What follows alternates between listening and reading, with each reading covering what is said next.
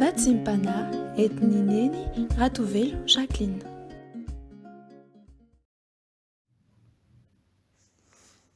Aza dia mahery miteny avonavona ary aoka tsy aloka ny vavanareo ny firehirehana fa Jehovah no Andriamanitra ny fahalalana ary izy no mandanja ny asa.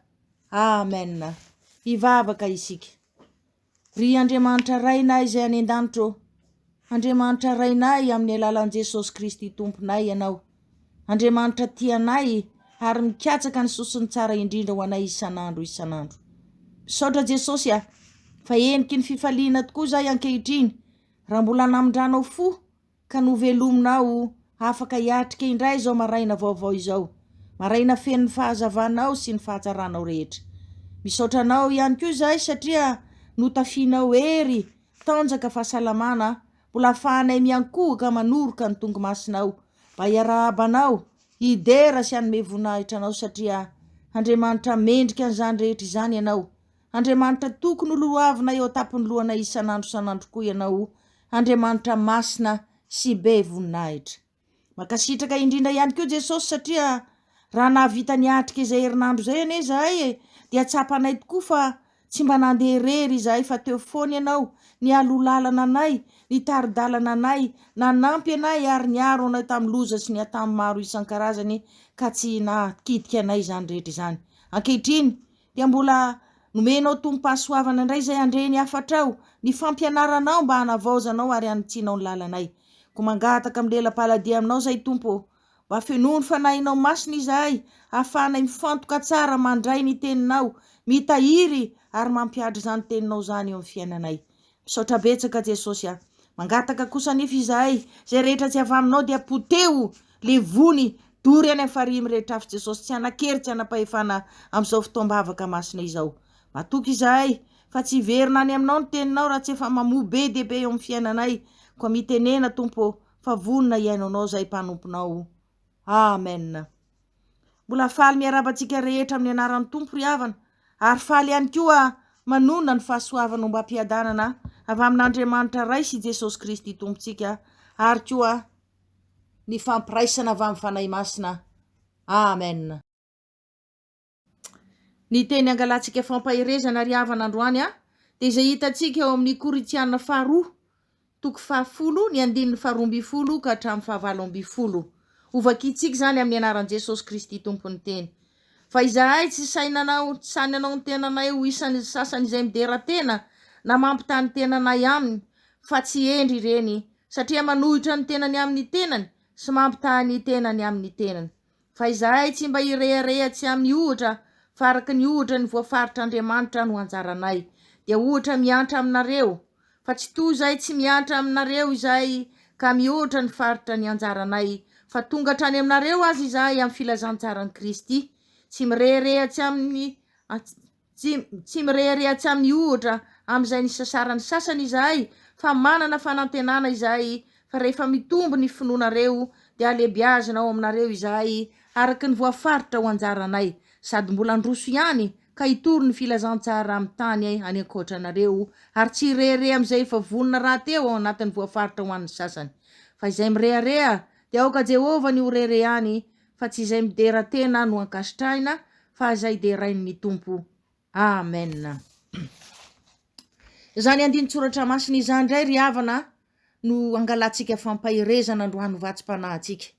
Raha vakina sidiniana tsara tokoa ry havana hatrany amin'ny 1 amin'ity Korinthiana 2:10 ity, dia hita tokoa fa i Paoly dia namaly ampanetrehtena, nanaly ampitiavana ihany koa reo olona zay rehetra nanao tsinotsinona azy mihitsy, ka ny teny hoe Paoly dia tsy apôstôly marina izany akory.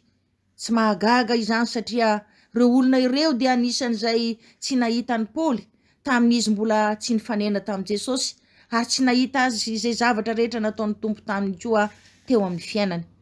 Teo anatrehan'izany rehetra izany dia namaly tsotra tokoa Paoly ka nanao hoe izahay ozy izy raha miteny dia misy zavatra tena tsy fantatrareo tokoa, satria na dia velona amin'ny nofo azy izahay dia tsy mba miady araka ny nofo. Ny olon'Andriamanitra dia tsy mba miady amin'ny nofo aman-drà, ary tsy fitaovam-piadiana ihany koa no entina miady satria tsy avy amin'ny nofo no iadian'ny tafika hoy Paoly fa mahery amin'Andriamanitra andrava ireo fiarovana mafy. Inona tokoa moa ireo fiarovana mafy mitsangana eto amin'izao tontolo izao? Ny fiarovana mafy izay mitsangana eto amin'izao tontolo izao ry havana dia tena maro tokoa. Maro ireo fampianarana diso izay miely eran-tany. Ao koa ny fivavahan-drazana izay tena mbola ankatoavin'ny olona marobe ankehitriny. Izany rehetra izany no atsangan'ny Satana mba hanohitra ny fahalalanan'Andriamanitra, hanapodika ny hevitra rehetra koa tsy hanaiky an'i Kristy Jesosy ho tompo sy mpamonjy. Izany zava-dratsy izany ry havana no kendren'ny tafika Paoly ho potehina, ary dia mbola izany koa no tokony ho kendren'ny tafika kristianina ankehitriny ho potehina ihany koa, hiady amin'ny fiarovana mafy izay atsangan'ny Satana hanohitra ny fahalalàn'Andriamanitra ka tsy hanaiky an'i Kristy Jesosy. Amin'izao fotoana izao tokoa mantsy dia be dia be ny fahalalàna atsangana etsy sy aroa ho fiarovana mafy hanosika ny olona tsy hanaiky an'i Kristy Jesosy ho tompo sy mpamonjy. Ary Paoly moa dia tena nilaza mazava tsara mihitsy hoe amin'izao fotoana izao izy dia maro ny olona tsy tia mandre ny filazantsara ny Kristy Jesosy izany intsony satria efa nohajambainy ireo Andriamanitra izao tontolo izao ny olona. Be dia be ny fampianarana sy ny fahalalàna diso haely andrehetrarehetra reny mba hiarovany devoly ny fanjakana tsy hisy anitikitiky ary hahatonga ny olona tsy hanaiky ny fanjakan'Andriamanitra ka handavany tanteraka ny Jesosy Kristy.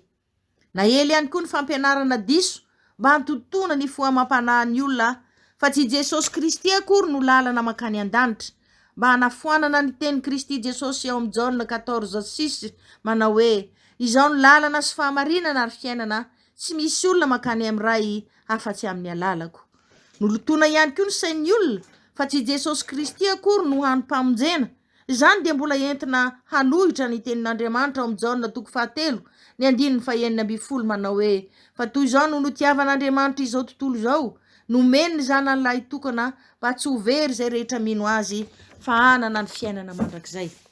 Ary tsy izany ihany koa ry havana fa mbola natsanga Satana ihany koa ilay rindrim-by matanjaka ny fanekena ny herin'ny vola eo amin'ny fiainana. Ka ninona natao mba hahazoana izany vola izany dia notanterahana enina dia mifanohitra amin'ny sitrapon'Andriamanitra azy. Ny tena mampalahelo anefa ry havana dia voafandrika izany rindrim-by izany avokoa isika na dia kristianina na dia mpanaradian'Andriamanitra azy. Izany rehetrarehetra izany no hevitra natsangan'ny Satana mba hanoherana ny fahalalàn'Andriamanitra ka tokony ho ravana. Koa mba hanampy antsika halala bebe kokoa ny sitrapon'Andriamanitra dia nirahin'Andriamanitra ny zanan'ilay tokana mba hanokatra ny lalana ho antsika, hahafahantsika mifankazatra amin'Andriamanitra, mahafantatra azy marina tsara, mahafantatra koa ny sitrapony, mba hahafahantsika ihany koa mihaona sy mifanakaiky bebe kokoa amin'ny isan'andro amin'ny alalan'ny famakiana ny Baiboly ary koa amin'ny fandinihany ny tenin'Andriamanitra isan'andro. Tandremo anefa sao milaza isika hoe mahafantatra an'Andriamanitra kanefa isika toa mbola manohitra tsy manaiky an'i Jesosy Kristy ho lalana makany amin'Andriamanitra. Raha mbola miseho izany ry havana dia tsarovy fa tsy ilay Andriamanitra nahary izao tontolo izao no Andriamanitra fantatsika, fa mbola ilay Andriamanitra izao tontolo izao ihany izay manajamba ny saintsika sy ny eritreritrintsika. Ary eo anatrehan'izany rehetra izany tokoa mantsy dia tokony handiny tena tsara isika ry havana hoe efa tena nanaiky an'i Jesosy Kristy ho tompo sy mpamonjy ny fiainantsika ve isika izay milaza fa mahafantatra an'i Jesosy Kristy tsara. Raha sanatria mantsy ry havana ka mbola tsy babon'i Jesosy ny fotsika manontolo, mbola babo ny famitahana maro isan-karazany koa araka ny fampianarana voatolotry ny razana izay hita ao amin'ny Kolosianina 2:5 dia tsarovy fa mamita tena ihany isika. Hita eo amin'izao andinin-tsoratra masina izao ihany koa ry havana fa maro be tokoa ireo olona izay mirehareha fatratra fa izy dia an'i Kristy fa i Paoly kosa tsy mba an'i Kristy. Ary teo anatrehan'izany dia namaly moramora foana Paoly nanao hoe tahaka ny mahany Kristy anareo no mahany Kristy anay koa. Ary ny fahefana feno izay entinay ao aminareo izy dia tsy avy aminay fa nomeny ny Kristy anay ihany. Fantatry Paoly tsara tokoa mantsy fa ireo olona izay sahy mitsikera azy ireo dia olona tsy nahita ary tsy nahafantatra fa izy dia tena Jesosy Kristy marina tokoa. Rehefa avy nifanena tamin'i Jesosy ka novain'i Jesosy avokoa ny fony, ny sainy sy ny fanahiny ka tonga Paoly apôstôly. Zany zavatra izany ihany koa ry havana no tokony ho tandremantsika tsara tokoa satria dia miseho amin'ny fiainantsika matetika tokoa eo isan'andro isan'andro. Izany hoe raha mbola tsy fantatsika tsara ny momba izay olona tiantsika ho resahana dia aleo re tsy mitsary azy aingana aloha e, satria isika tsirairay avy koa anie ka tsy natao hifampitsara e. Aoka ho anjaran'ilay Andriamanitra mpitsara marina no hitsara satria tena maka ny toeran'Andriamanitra tsotro zao isika raha mitsaratsara ny namantsika, kanefa izy amintsika izao tokoa moa no afaka hiala ka tsy hijoro eo anatrehan'Andriamanitra ho tsarainy na dia iray aza amin'ny andro izay voatendrin'Andriamanitra. Ny sitrapon'Andriamanitra tokony ho tanterahantsika dia hoe aoka re hifampitondram-bavaka fotsiny. Nandanatra mafy antsika ihany koa Paoly eo amin'izao andinin-tsoratra masina izao fa tsy tokony hanohitra ny tenantsika amin'ny tenantsika isika raha manao ny asan'Andriamanitra. Tsy tokony hideratera ihany koa isika fa aoka Andriamanitra no hiderantsika. Nanazava tsara tokoa mantsy Paoly fa zaho izy tsy mba mirehire amin'izay zavatra vitako fa izay zavatra nampanaoviny Kristy ihany no nataoko. Ary izahay hoy izy raha mitory ny filazantsara aty aminareo dia tsy mba mirehire afa-tsy amin'Andriamanitra ilay naniraka anay ihany. Ary ilay Andriamanitra naniraka an' Jesosy Kristy ihany koa izay nitondra famonjena ho an'izay rehetra mino azy. Aoka ny toetra tsara izay tokony anarantsika izany ry havana dia aoka isika tsy hitady voninahitra ny tenantsika raha manao ny asan'Andriamanitra na koa hitory ny filazantsara an' Jesosy Kristy. Fa aoka Andriamanitra kosa no hanome voninahitra ho antsika. Aoka Andriamanitra no hanome haja ho antsika araka ny teniny ao amin'ny Samoela 1:2 ny 7 tapany B manao hoe izay manome voninahitra ahy no omeko voninahitra.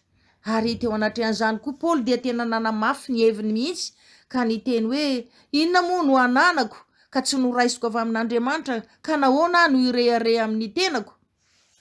Noho izany ry havana dia ny fitoriana ny filazantsara an' Jesosy Kristy dia fandravana ny hevitra sy ny fisainana rehetra entiny devoly hanohitra an'Andriamanitra mba tsy haneketsika an' Jesosy Kristy ho tompo sy mpamonjy atsika. Kanefa na izany aza tsy ho vitantsika amin'ny herintsika sy ny fahaizantsika ny hanohitra sy hanafaona izany rehetra izany, fa tena mila tokoa isika ny herin'ny fanahy mason'Andriamanitra izay miasa ao anatsika isan'andro hanolo-tsainantsika, hampahery atsika ary hitari-dalana atsika araka ny sitrapon'Andriamanitra. Rehefa manao ny asan'Andriamanitra koa isika dia tokony hanana fahamendrena tanteraka, tsy hirehareha na hideratena ary koa tsy hampitahy ny tenantsika amin'ny tenantsika, tsy hitsikera na hanaratsy ny hafa ihany koa raha toa ka misy fahadisoana eo fanatanterahana ny asan'Andriamanitra, fa mifanitsy amin'ny alalan'ny tenin'Andriamanitra ary mifampivavaka ihany koa mba hatanteraka sy halavorary ny asan'Andriamanitra. Raha manao ny asan'Andriamanitra koa isika dia aoka tsy hitady voninahitra ho an'ny tenantsika sanatria fa ho an'Andriamanitra izay tompo ny asa ihany ary naniraka an' Jesosy Kristy nitondra ny famonjena ho an'izay rehetra mino azy.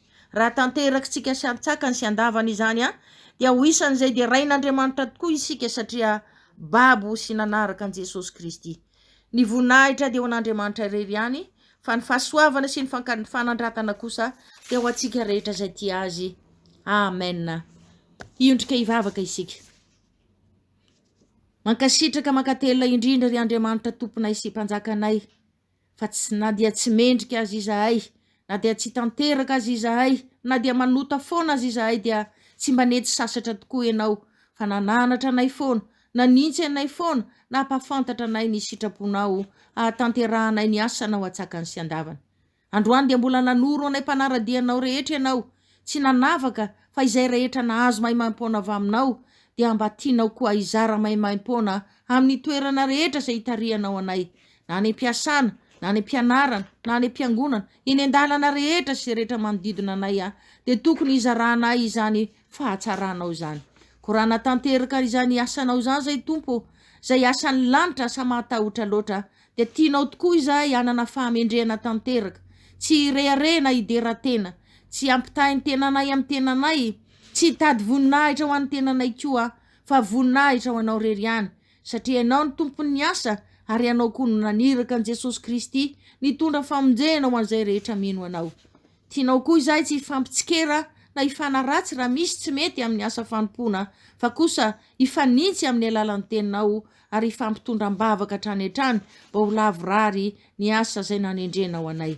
Tsy vitanay amin'ny herinay sy ny fahazanay anefa izany Jesosy malala, fa mbola mangataka mandrakariva ny tolotsaina avy amin'ny herin'ny fanahinao masina izahay hanampy sy hiara-iasa aminay. Raha tanteraka tokoa mantsy izany sitraponao izany Tompo, dia mino izahay fa ianao ilay Andriamanitra tompon'ny voninahitra, ilay tompon'ny haja mihitsy no hanome anay izany rehetra izany arak'izay mahamendrika ho anay tsirairay avy satria ianao no mandanja ny asa vitanay. Amen. Raiso ampinoana ny tso-dranomasina avy amin'Andriamanitra raitsika. Ny Tompo anehany tsy lalana ny fonareo ho amin'ny fitiavana an'Andriamanitra sy ho amin'ny faharetan'i Kristy. Dia hiteny aminareo hoe fa andro maro no eo an-tanakavanany ary arena sy voninahitra eo an-tanany ankavia. Ho tanteraka tokoa ane izany amin'ny anaran'ny Ray sy ny Zanaka ary ny Fanahy Masina. Aleluia. Amen. Mahereza mandrakariva amin'ny fanompoana an'Andriamanitra.